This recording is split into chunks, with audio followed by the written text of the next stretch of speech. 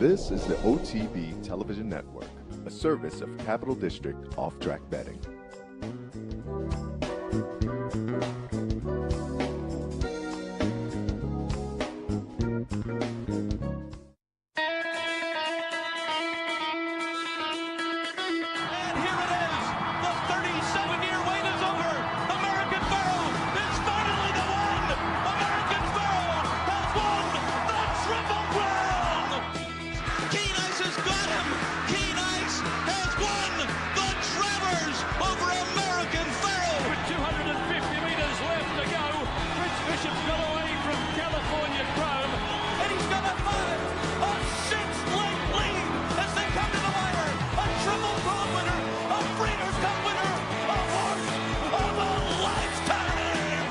Broadcasting live from the Capital OTB studios, this is Racing Across America with Seth Merrow.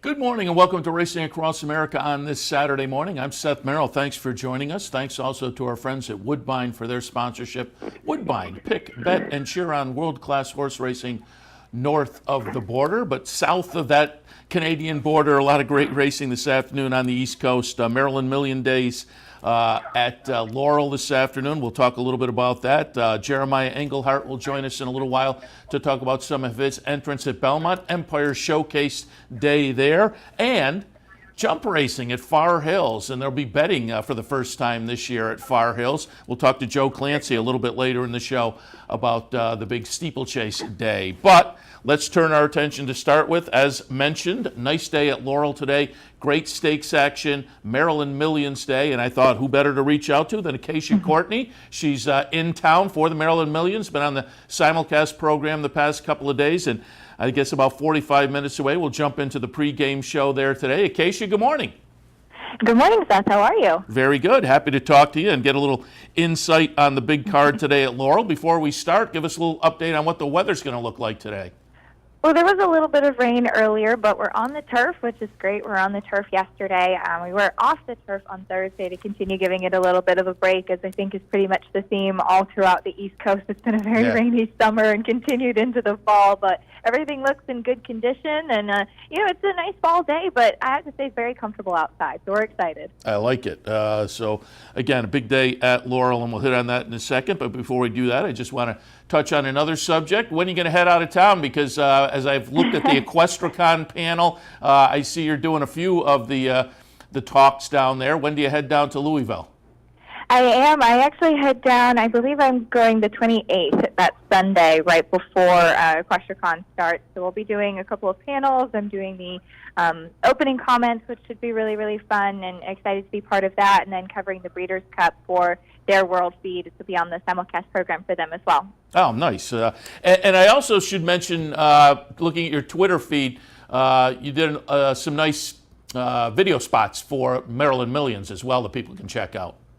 I did, yeah. You can find all of those on the Maryland Jockey Club YouTube page. The Maryland Racing is the name, and all of those are on the Laurel Park website as well. But that's one of the things that I really enjoy most getting to do is those kinds of feature videos. So did a little bit visiting some local farms, Northview Stallion Station, and talking to an up-and-coming trainer in Allie Rawls, who is looking for her first stakes win in the Classic with Good Luck Jonathan, and then talking to one of the co-founders of Maryland Million and Bill Boniface, which was really so much fun to do that.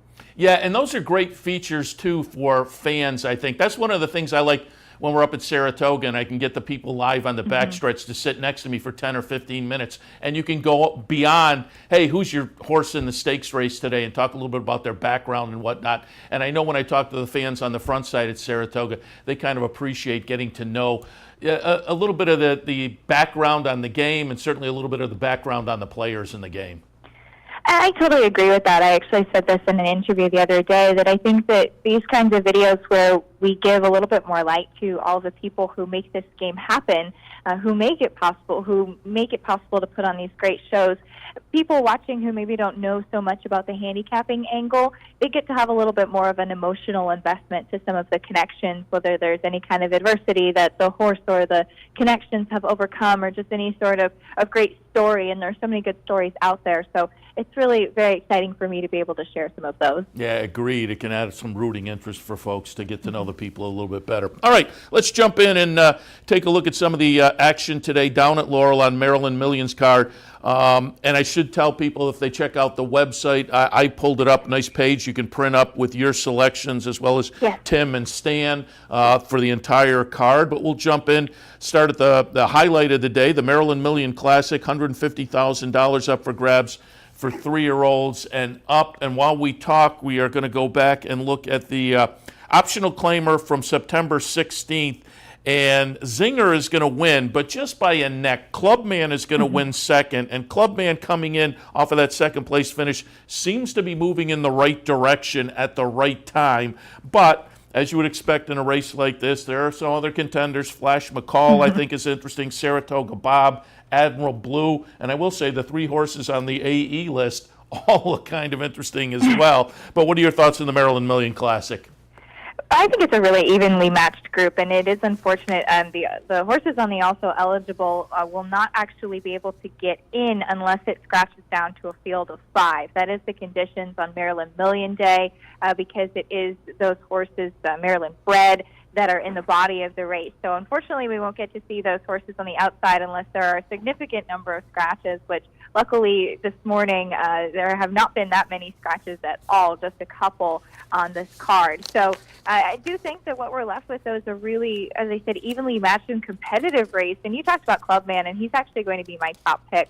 I spoke to trainer Jonathan Maldonado at the draw the other day, and he thought that he was going to be more forwardly placed, which I think is key for him. There's not an abundance of speed in this race. And this horse, when he's just stuck so far back and left with too much to do, I just don't think he's able to get the job done. When he's going a distance of ground, he can be more forwardly placed. He ran a good 4th in the Classic last year, being far back. If he's a little bit more forward this time and moving in the right direction, Sheldon Russell aboard, I think he fits him very, very well. And I'm glad you mentioned that about the also eligibles, because I had a note and I meant to ask. As I was handicapping this myself for our handicapping show later this afternoon, the 3rd race, there's 7 in the body of the field, and the 8 and the 9 are also eligible. So it's not gate size, it's conditions of the day kind of a thing with the also eligibles today.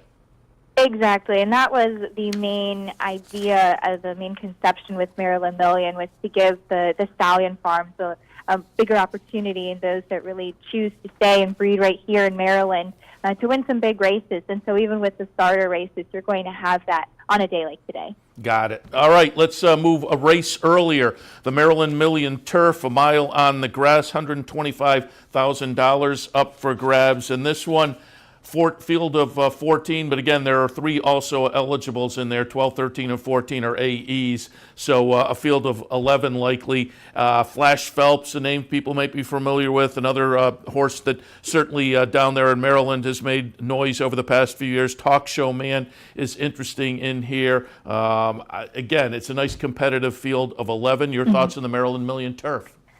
I think that certainly Flash Phelps is the place to start. He's trying to defend his title, if you will. He won this race last year. He's faced Graded Stakes Company. In fact, he won this race both in, 2 years ago. He won it in 2016 and in 2015. So Flash Phelps trying to get back again to Maryland Millions. He's won this race a couple of times already. So a really cool horse that he's a 7-year-old gelding, and he's still ultra competitive in this kind of race. And I think that the turf is a really nice race that I'm really looking forward to. He's got an outside post, but he's pretty tactical as well. And hearing from jockey Victor Carrasco, he said that he wanted to be no further back than 5th in such a big field. He wanted to make sure that this horse could be forwardly placed.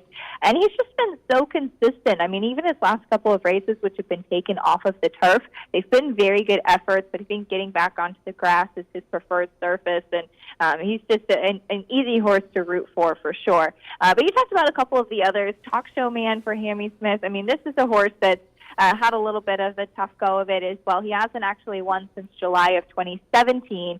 He came off of a of a big layoff last time out, and he actually ran a really good race in the Laurel Dash on a yielding turf course going 6 furlongs. I think that stretching out in distance today is going to be the key for him, and hopefully second off the bench he can have a little bit stronger effort. Sounds good. All right, let's go a little bit earlier on the card. The Maryland Million Ladies, again on the grass at a mile and an eighth. I thought the 9 was kind of interesting in here. My sister's Ledge at 7-5. Obviously, that will be a player, but also use the number 7 in my mix as well. St. Main Event comes in with some buyer numbers that I think are competitive and seems to be in good form, but more of a dirt horse. So there's a question mark maybe on the surface with that one. I had it 9, 7, 4, and 5. What were your thoughts on the Maryland Million Ladies? I think My Sister Sledge is a really interesting horse for sure. I remember last year in the Maryland Million Ladies, she was actually my long shot play of the day. She got bet down a little bit. I think she was something like 12-1, 15-1 in the morning line, and she got bet down a little bit, but she just got there, and she's been really fun to follow because I've just always been a fan of hers. She's a beautifully put together daughter by Etched. She actually has a full brother, my brother Sledge, who ran yesterday, who's not nearly as good as she is. But Michael Strambetta, who actually has 2 in here, has done an excellent job with her and keeping her in good form.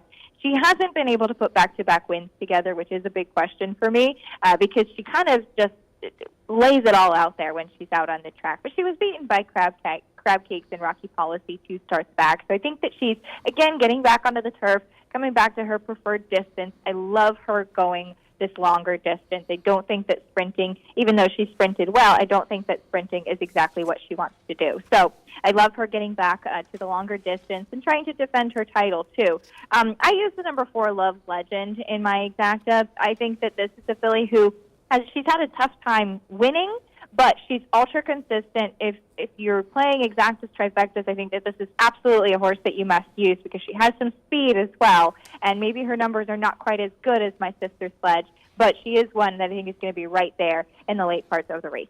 And you mentioned Crab Cakes. Should toss that in. The Maryland Millions just after the third race. I mean, hey, if you want a hunch bet and you want a sure thing, it looks like Crab Cakes today down in Maryland.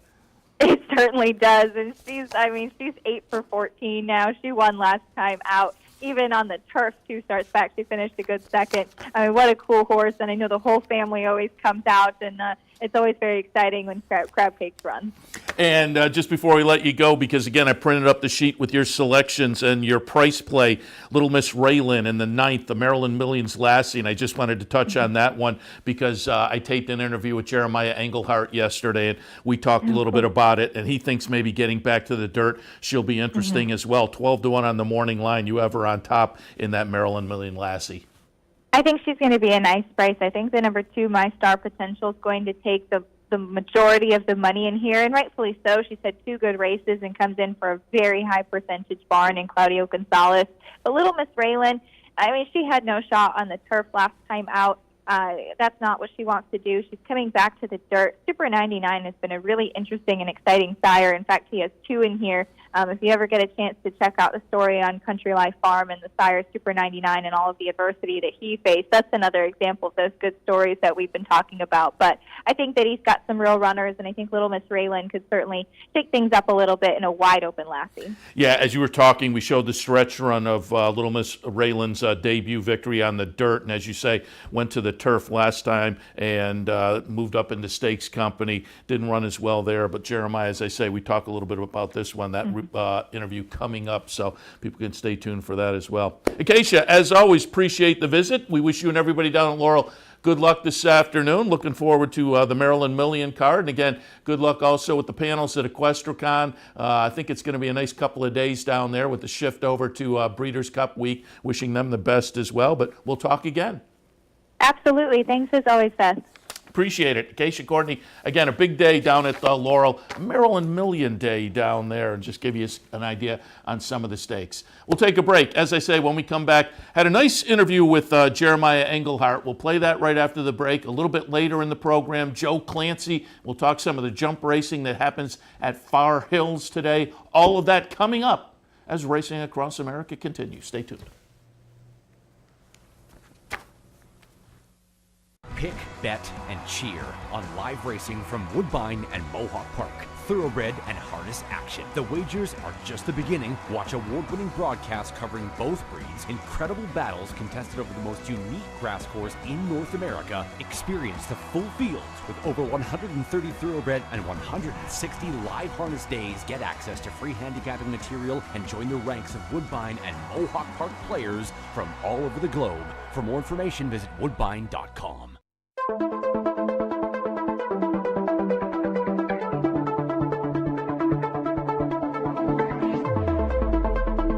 Forever Unbridled has won the Breeders' Cup Distance. Talismanic is the winner. Good Magic's gonna win his first race, and Gun Runner's on top of the world. He wins the Breeders' Cup Classic over Collected, then came West Coast, followed by More Story. Arrowgate was coming late, but too late. Visit Rivers Casino and Resort, the Capital Region's only destination for live table game action and the hottest new slots paying out millions.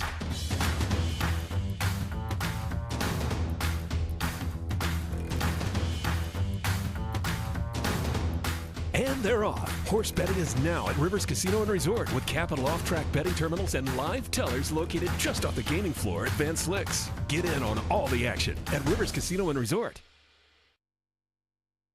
Millions with the Acacia Courtney, but it's also a state-bred stakes day down in New York at Belmont, Empire Showcase Day. I reached out to Jeremiah Engelhardt. He has five entered, and I think there's an AE in the group as well. But we talked about his stakes entrance today down at Belmont. We also touched in the first race. He has a first-time starter today.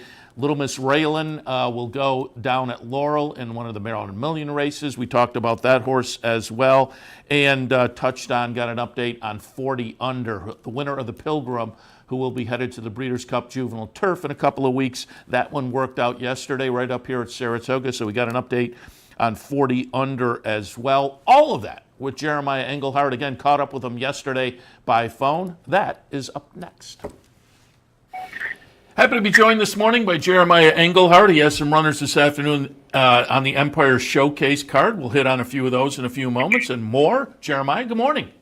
Good morning, Seth. How are you? Very good. Happy to have you on board to talk a little bit about the action at Belmont today. And as I said, a little bit more. And before we get to Belmont, I want to go back to Saratoga because we haven't talked to you. It's probably, I don't know, we had you on the backstretch mid-meet or so, and you were on your way to a good meet at that point. But I'd like your summation of the meet, and I pulled up the Equibase stats. You have to be happy. You finished, sixth in the number of wins, but just barely. Mott and Asmussen were tied for fourth and fifth, one win away from you, and Rudy Rodriguez was third, 2 wins away from you. So on the number of wins, you were in a good spot. You finished fifth in Money One, a couple of graded stakes wins in the Troy and the Adirondack. What were your feelings? You had to be happy with the Saratoga meet.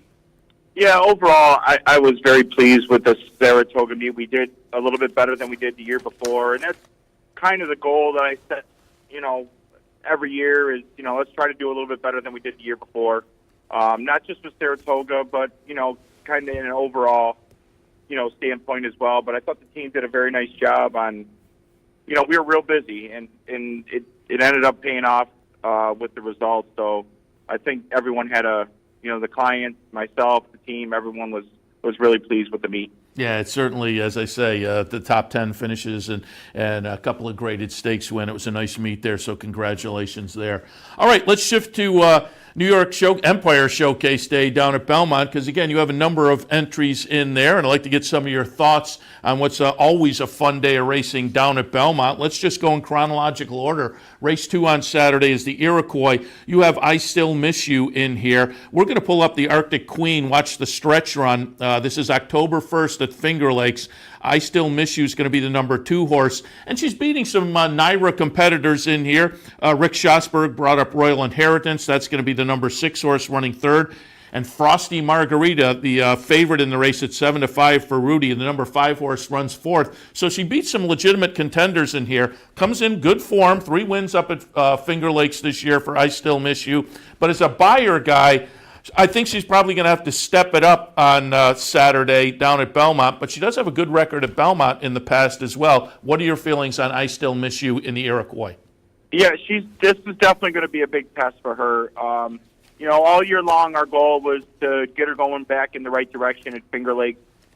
Sometimes you're not sure if the horses are going to be real nice 2-year-olds and then kind of, fade away a little bit as 3-year-olds and older horses. But what we wanted to see from her was to win a couple races, kind of get back to where she was running the same numbers she was as a 2-year-old, and then try to get her back on to the NYRA program.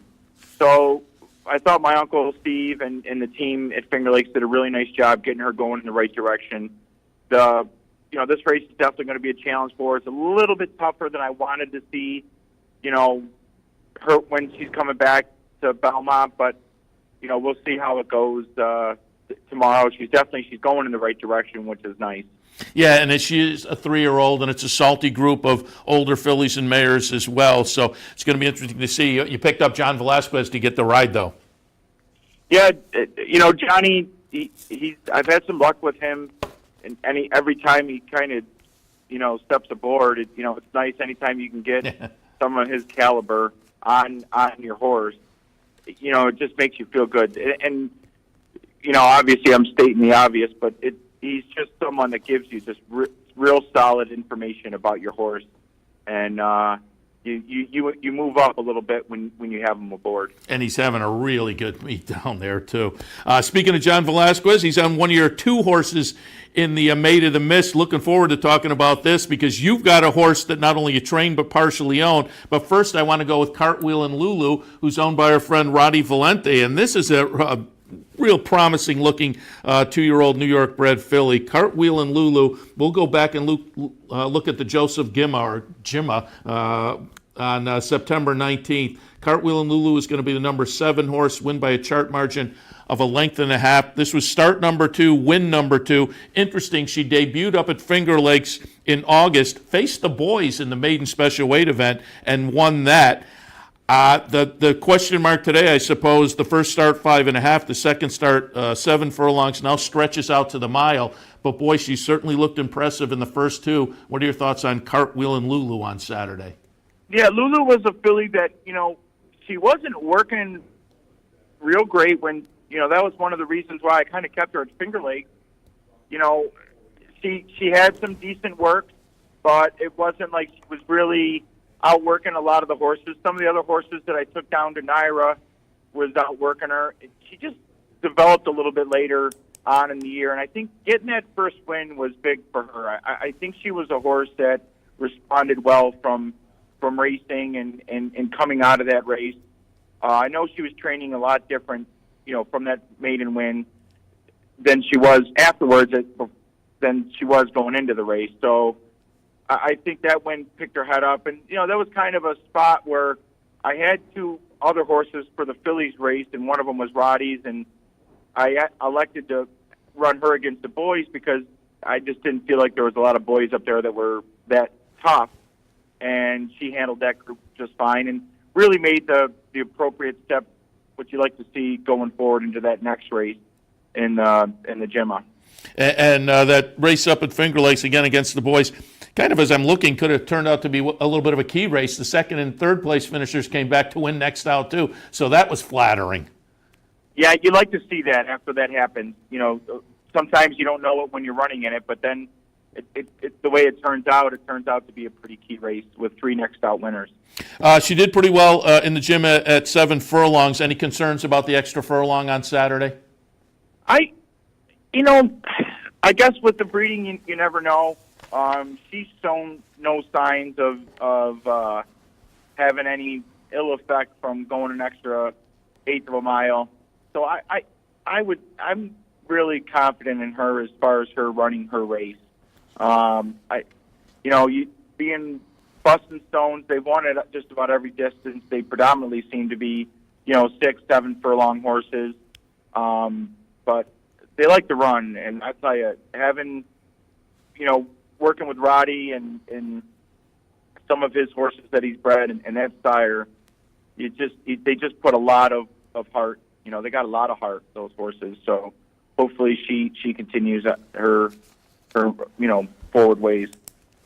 And, of course, Bustin' Stone's got his grade 1 at a mile as well. I'm looking forward to talking a little bit with you about L.A. Page, again, who is a horse in this Maid of the Mist. You have 2 in there, including Roddy's horse, but Maid of the L.A. Page you train and partly own as well. But this one's interesting. We're going to take a look while we talk at the Maiden Breaker at Belmont on September 14th. Number 4 will be L.A. Page. This was a career debut Maiden Breaker. Now, it was against Maiden Claimers, so this is a little bit of a class step up. But this horse, as I say, I wanted to talk about this one because bought this horse as a weanling a couple of years ago, right up here at Saratoga during the October sale, which was just held this year, earlier this week. So I found that a little bit interesting. And in the career debut, got off to a bad start, and you like to see when a 2-year-old can make a run like this. And boy, look at this late run where she catches the front runner. This was just an incredible performance from a 2-year-old after a bad start. You had to be pleased with that. What are you thinking on L.A. Page on Saturday? We're definitely giving her a shot to make a step up and, to the New York bred stakes class. I'm not sure what was in that first race she ran in, but a lot of times you don't see 2-year-olds do that, especially in their first start where, it seemed like around the 3/8 pole, she kind of figured out, hey, I might be, wanting to run here. And Eric did a really nice job kind of weeding her through, saving some ground and weeding her through traffic. And when he got her in the clear, she just kind of exploded late. And I like the fact it wasn't like he was asking her to change her leads. He was making up so much ground. He said, hey, let's just go. And, I think from there, like, you just give her a shot. And, she doesn't have she run against maiden claiming New York bred horses in her first start, but she handled them okay. And I feel like the distance shouldn't be an issue at all with her. And she's been training really well. I think she's a sneaky horse in that race if she can make that, next step forward, like Cartwheel and Lulu did. Yeah, it's, the buyer numbers maybe a little bit light, but boy, that was just so impressive. You don't see 2-year-olds make debuts like that, get in trouble, and then make a nice late run. And I'm also, as I say, intrigued. You bought this horse as a weanling up here at Saratoga in 2016. What do you do with a weanling? After you leave that sale in October of 2016, where does the horse go? How does it get to the racetrack?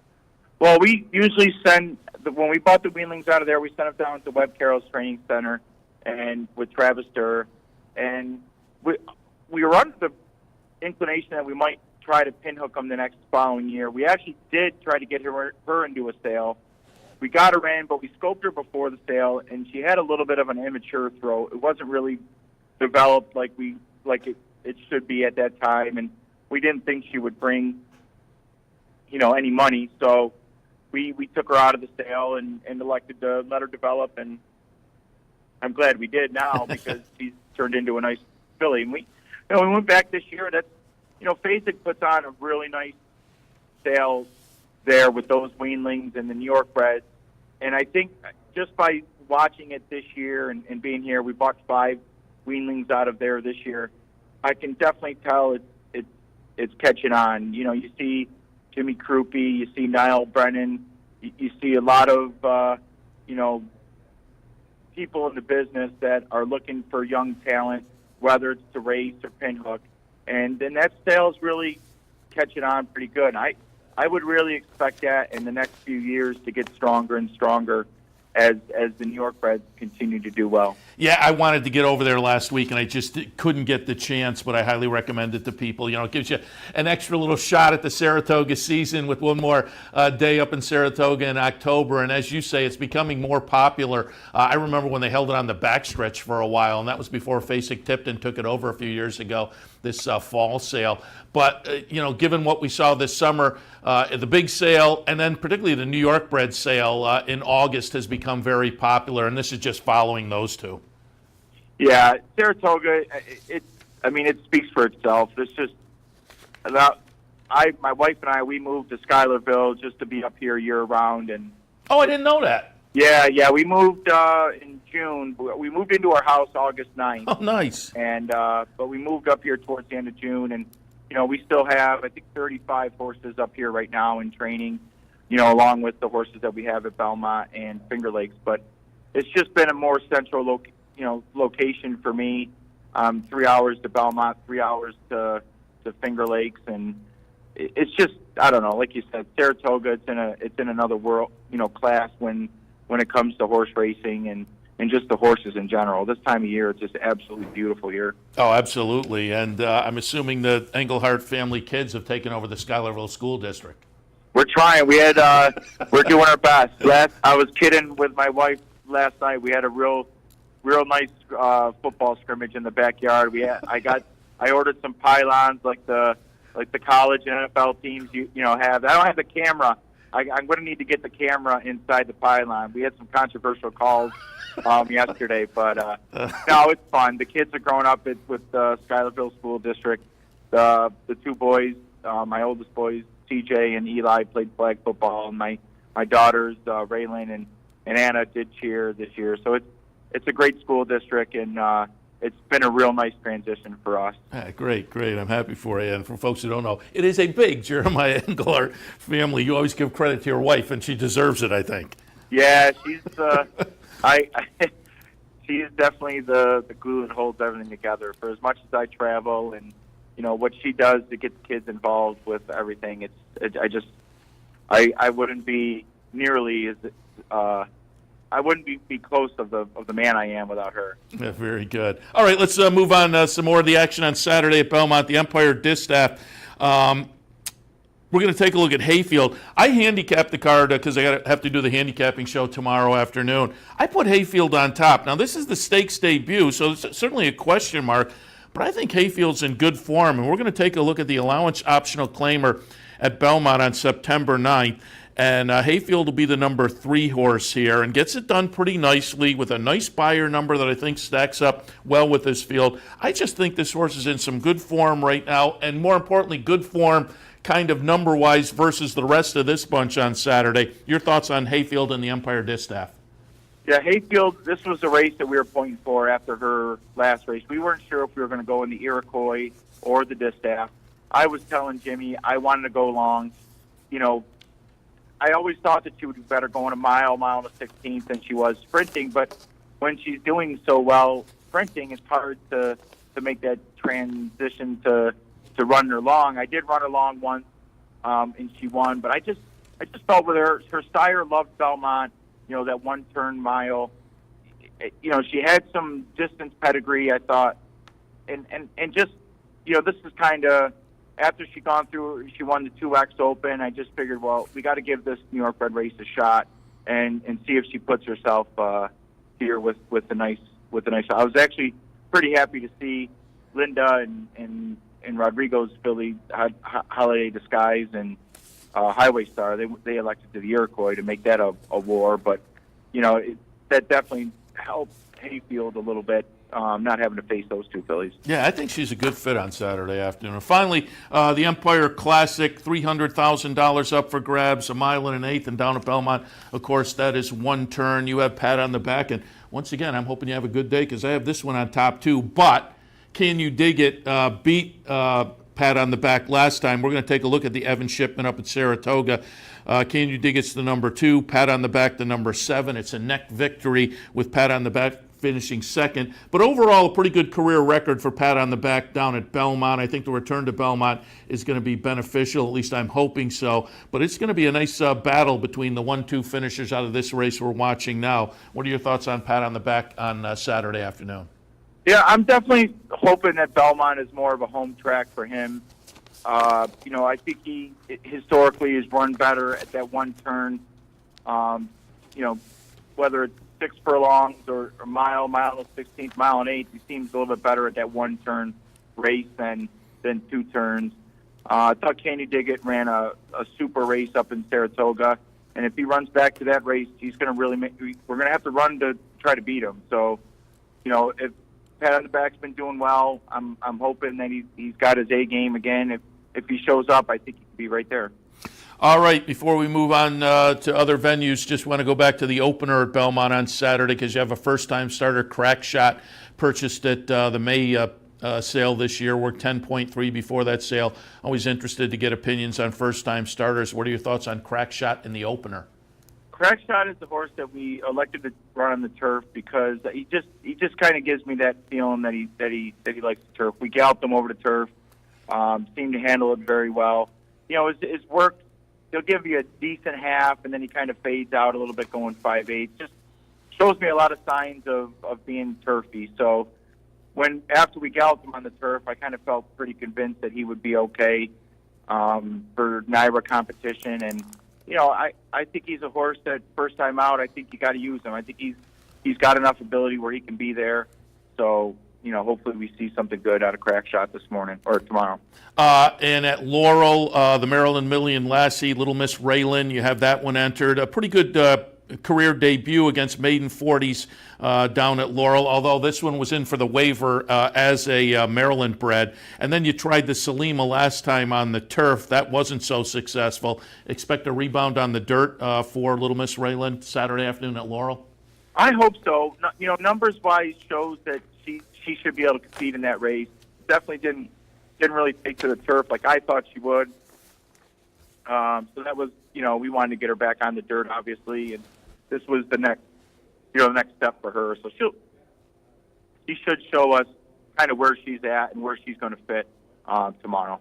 And finally, Jeremiah, before we let you go, have to ask you about 40 under. We're going to take a look at the Pilgrim, September 29th at Belmont.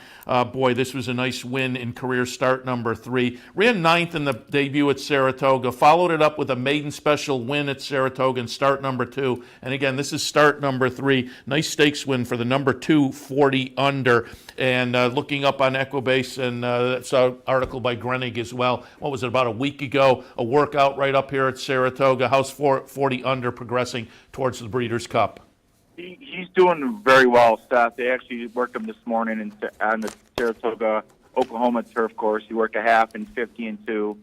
And, you know, this work, I didn't want him to go as fast as he did last week, but he's just been very, very strong. Really like what I'm seeing from him. This is some of the best work that he's put together, you know, in training, you know, for his race. So I'm hoping we're going to ship him down Monday, and I hope that continues into the race. And if it does, you know, he could be a player in the juvenile turf for sure. He's just doing very well right now. Well, we wish you a lot of good luck heading to the Breeders' Cup with 40 under, but also all your runners on Saturday. Not only Belmont and Laurel, but up at Finger Lakes. I was looking at Equibase. Had a 3-win day the other day, right? Yeah, didn't have between Finger Lakes and Laurel. I think we won four. We had a 4-bagger or something along those lines. So it was, you know, I'm very lucky. I got a great staff that helps, you know, make things so much easier for me. My Uncle Steve at Finger Lakes, and Marianne at Saratoga, and XL at Belmont. It just makes me, you know, I'm able to shoot different locations to watch everything and know that everything's in good hands. Again, wish you a lot of good luck on the weekend and going forward. We appreciate the time this morning. All right, thanks a lot, Seth. Best of luck to you too. Jeremiah Engelhardt with some runners this afternoon, Empire Showcase Day and beyond. Yesterday to talk to us a little bit. Has some nice entrants today down at Belmont Empire Showcase Day. Really looking forward to seeing Roddy's horse, Cartwheel and Lulu. But Jeremiah himself has L.A. Page in that race, who could be interesting. But a nice number of horses down at Empire Showcase Day. The runner over at Maryland Millions as well. And we wish him a lot of luck going forward to the Breeders' Cup with 40 under. Before I go to the next break, and again, Joe Clancy will join us after that break, but do want to remind you, across the pond, it's British Champions Day, and they're 4 races deep. The highlight of the day is coming up next, about 11 minutes away. The Champion Stakes Group 1 for $1 3/4 million, mile and a quarter on the turf. Currently, the big favorite is Cracksman at 3 to 5. I guess you could take a shot against Cracksman. Hasn't been seen since Royal Ascot. That would be the knock on this horse. Ran second that day behind Poet's Word, but otherwise this is probably a legitimate 3 to 5 shot. Goes out, as I say, John Gosden, Frankie Dettori on board. Cracksman at 3 to 5. About 10 minutes to that Champion Stakes. Capri for Aidan O'Brien and Ryan Moore, I suppose, if you wanted to take a shot. The price in here that I would be willing to maybe fool around with a little bit, the other Aidan O'Brien runner, Rhododendron. His son is riding. Aidan O'Brien's son riding Rhododendron, 17-1 on that one.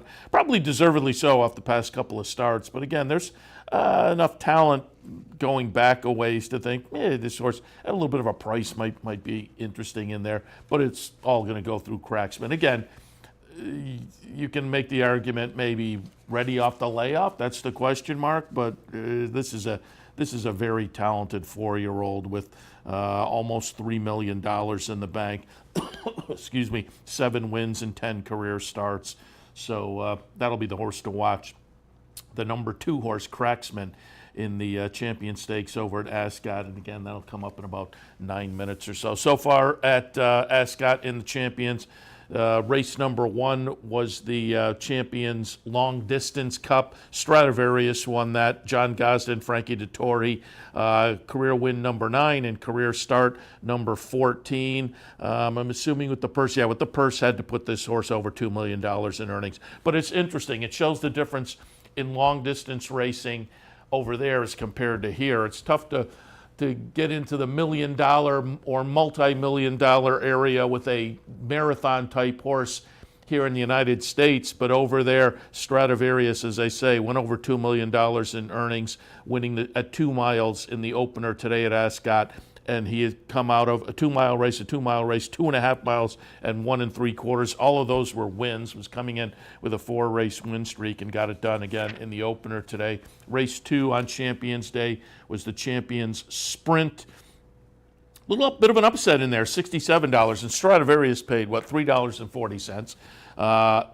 The winner of the Champions Sprint, again, $67. Sands of Mali, not surprising though, was coming out of a 5th. A 16th place finish and a 12th place finish. So you can understand the $67 upset there in the sprint on Champions Day.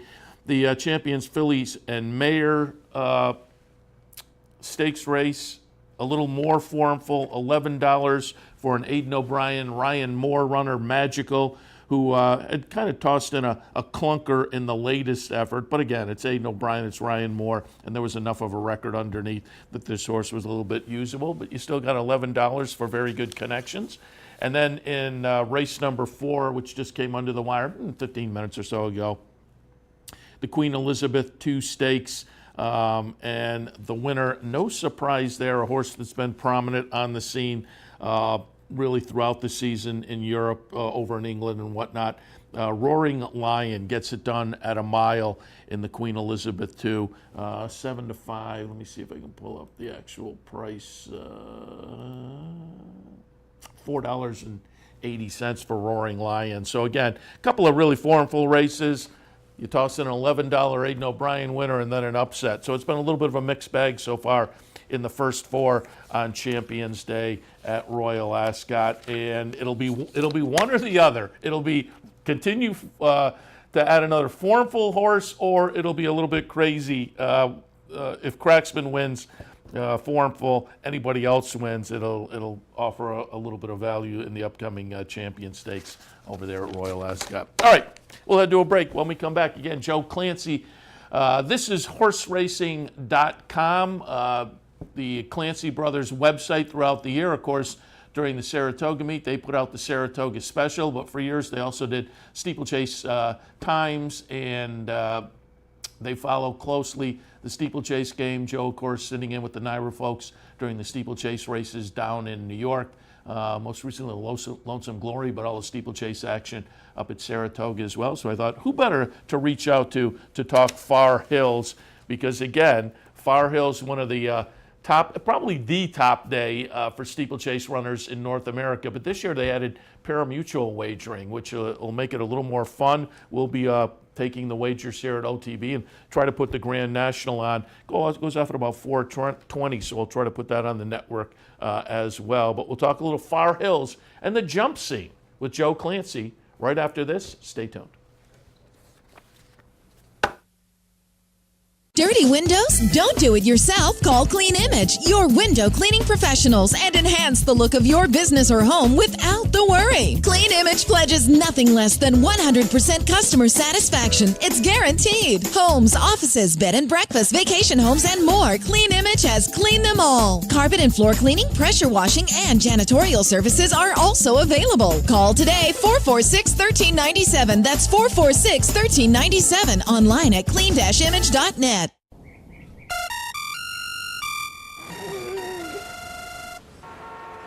Come on. I want sales reports on my desk by Monday. Whoops. My bad. Love racing?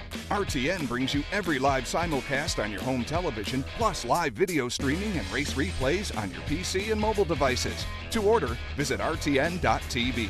RTN, a breed apart.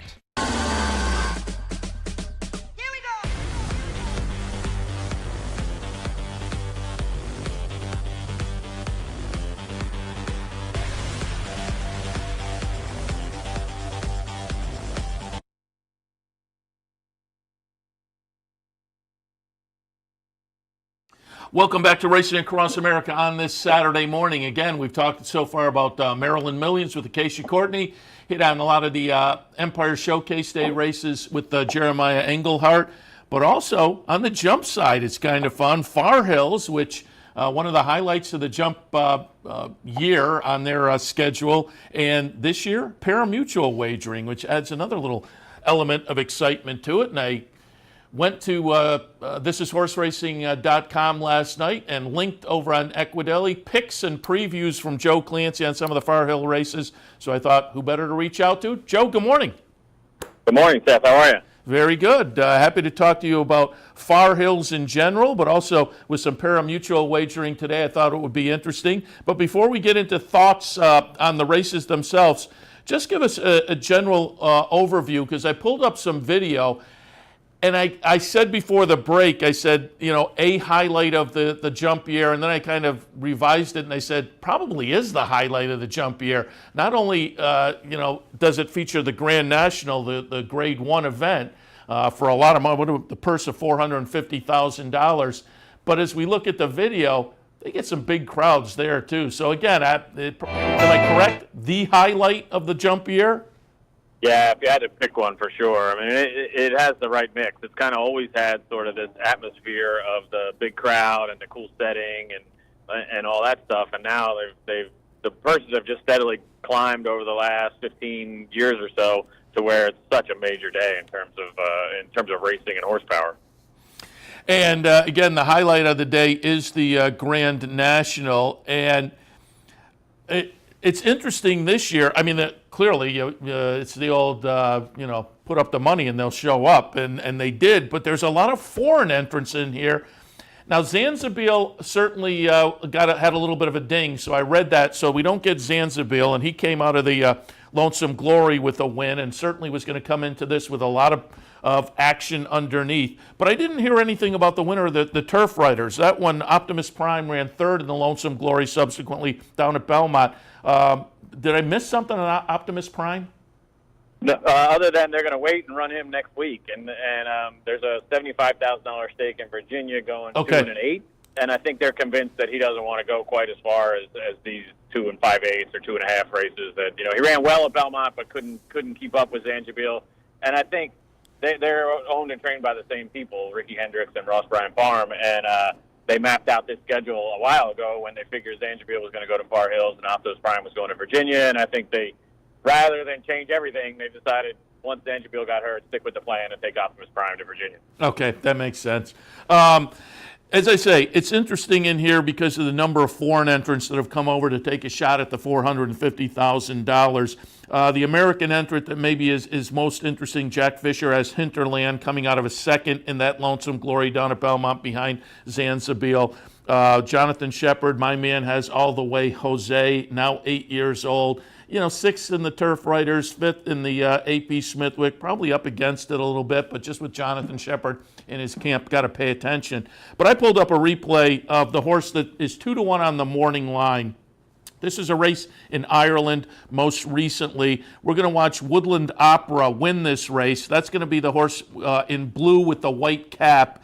But wearing the purple silks is going to be Jury Duty. Jury Duty will run second in here. And again, you can see the purple silks. Out of that race comes into this, as I say, the 2-1 morning line favorite. But what are your thoughts in the Grand National this afternoon? Yeah, for a race with $450,000 purses, I mean, it really came up wide open. You can't say. I mean, if Zanjabil was in there, he'd be a clear favorite, I think, based on what he's done. Without him, it's really wide open. I love that Jury Duty comes over. I mean, he's a legit horse from Gordon Elliott, who's, one of the top. He's the top jumps trainer in Ireland, really, and has some good flat horses too. He's got everything, and they won a race at Far Hills last year, and I think they liked the idea, and they kind of split up their stable a little bit and send some horses over for this. And he's certainly going to take a lot of beating.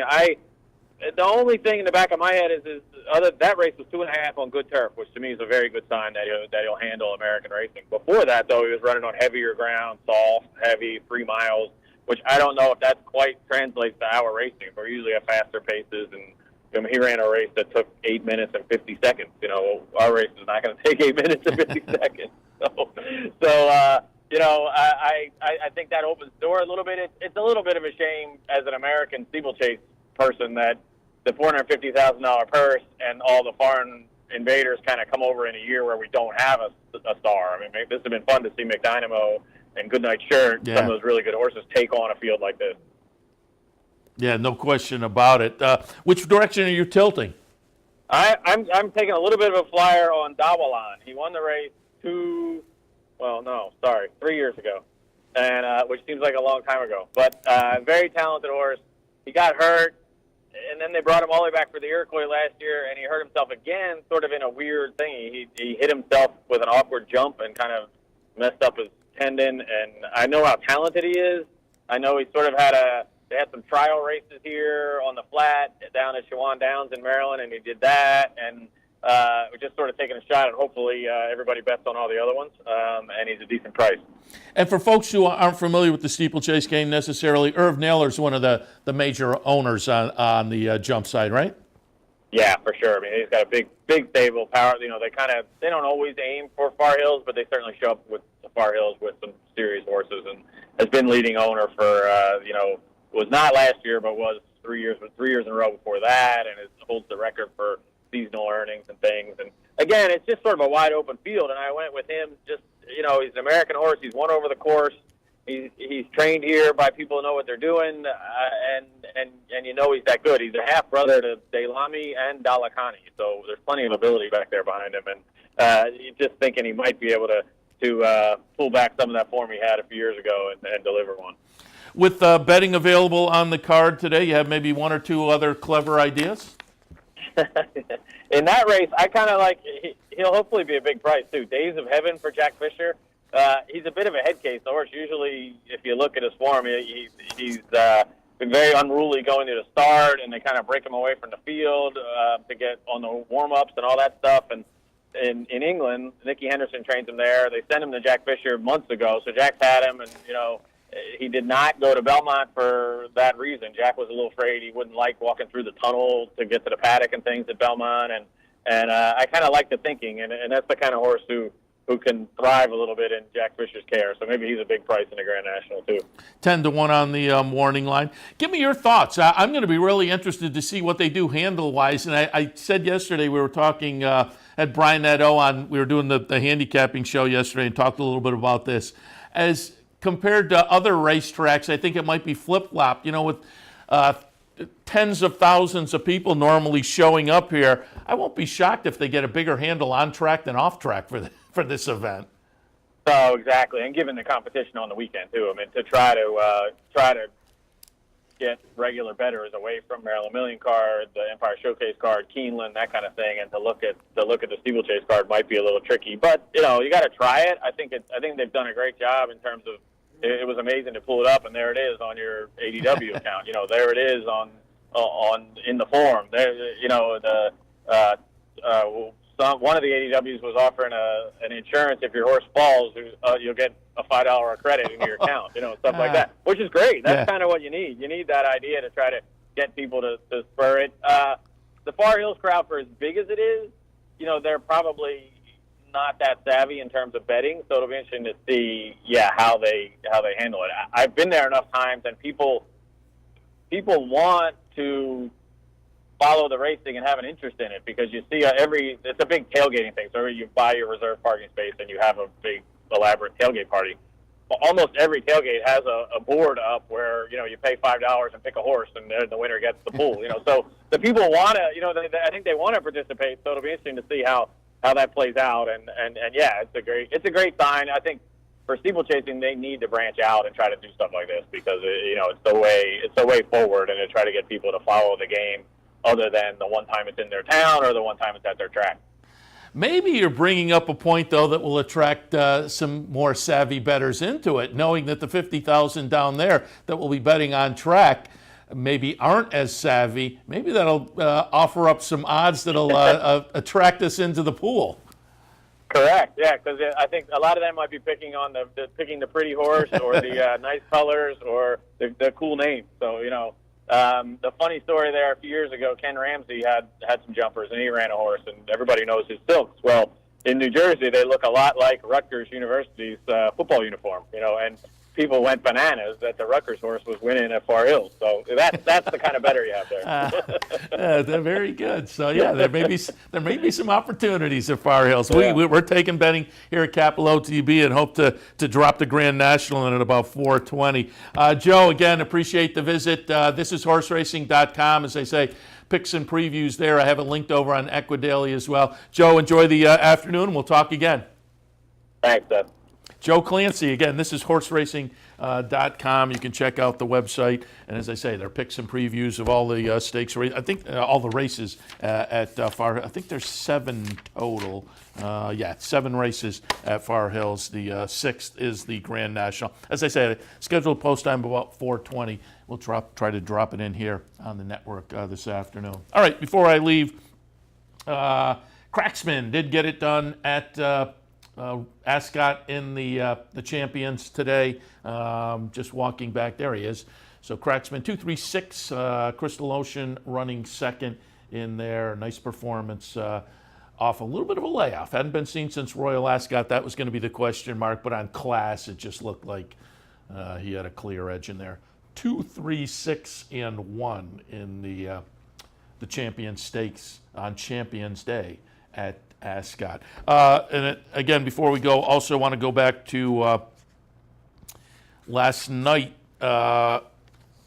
Saturday, Australia time, Friday night, U.S. time, the Caulfield Cup was run, and it was Best Solution getting it done. And I bring that up because it'll play into a couple of weeks. Melbourne Cup, they're going to take a shot at that. Best Solution, Saeed Ben Saur and Godolphin winning over Homesman. The Cliffs of Moher runs third. And again, we talked about him a couple of minutes ago when we talked some racing at Ascot. But the Cliffs of Moher, Aidan O'Brien goes down and tries the Caulfield Cup and runs third in there with the Cliffs of Moher. But Best Solution gets it done. Had come out of a couple of stakes wins most recently in Germany. They shipped down, I think I read in one of the articles this morning, second win in the Caulfield Cup for Godolphin, but they're going to try the Melbourne Cup and try to get their first Melbourne Cup in, what is that, week and a half, couple weeks or so. Next week, the Cox Plate. This is that time of year. Caulfield Cup, Cox Plate, Winks there.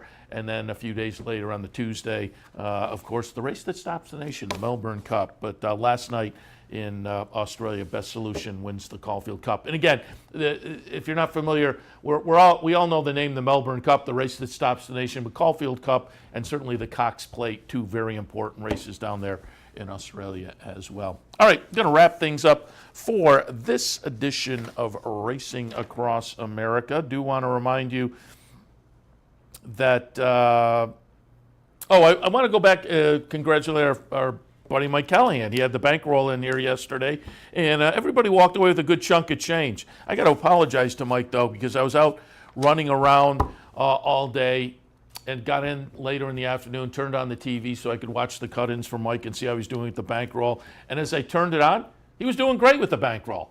And then I jinxed him. He got 2 bad beats that knocked him out of a pick 4 in New York and Woodbine. But then he had $50 to win and had an exacta in the stakes race at Keeneland, and his horses were pulling away. This was one of those, the middle of the stretch, walk up to the window and cash your ticket. You've scored. He had a $50 win bet and a nice exacta in that feature at Keeneland, and his horse dove through the inside rail and wound up in the infield. And it was just a freakish way to lose. But he still had a nice chunk of change at the end of the day that everybody could split. So the bankroll team happy yesterday. And congratulations to Mike Callahan for putting together a nice day here at the Clubhouse Racebook with that. Today, $100 win-a-bet contest. That's online. By all means, check out the website for more info on that. Today also is Fan Appreciation Day at the Rivers Casino. Love to have you swing by this afternoon.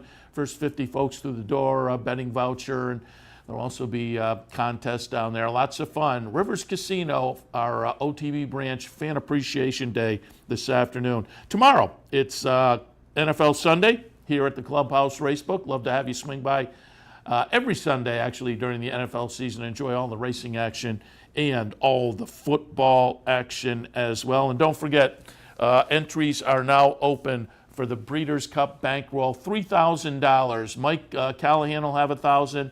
I'll have $1,000. Sully Crotty with $1,000. We will have different day parts over the 2 days of racing to bet our $1,000 in. And then at the end of the weekend, all the money's won gets split up by the bankroll team. So it should be a lot of fun.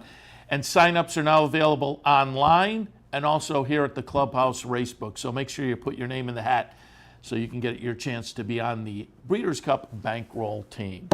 All right, I'm going to wind things down for this edition of Racing Across America. I always want to thank our friends at Woodbine for their sponsorship. Woodbine, pick, bet, and cheer on great racing north of the border.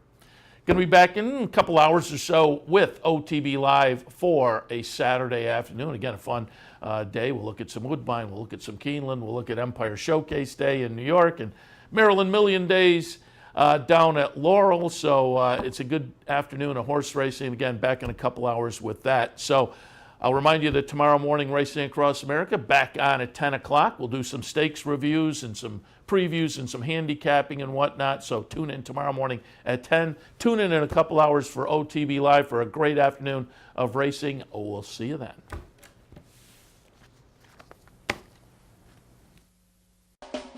You're watching OTB TV, a service of Capital Off Track Betting.